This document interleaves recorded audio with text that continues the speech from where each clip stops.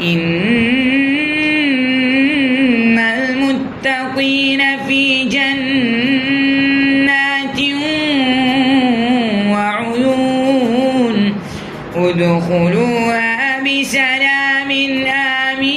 آمنين ونزعنا ما في صدورهم من غل إخوانا على سرر متقابلين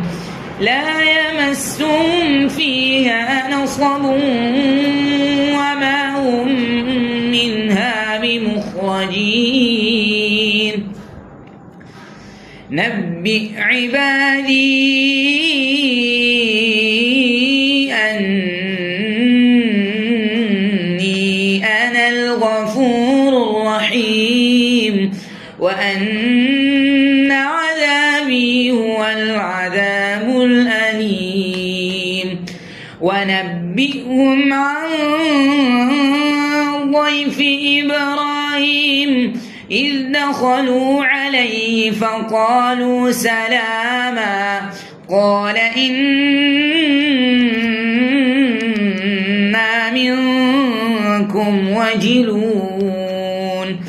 قالوا لا توجل إنا نبشرك بغلام عليم قال أبشرتموني على أن مسني الكبر فبم تبشرون قالوا بشرناك بالحق فلا تكن من القانتين قال ومن يقنط من رحمة ربه إلا الضالون قال فما خطبكم أيها المرسلون قالوا إنا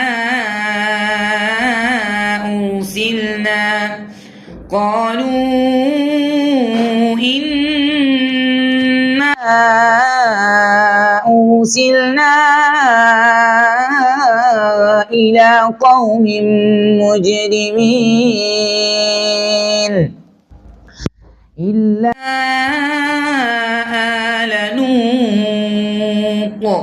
إنا لمنجوهم أجمعين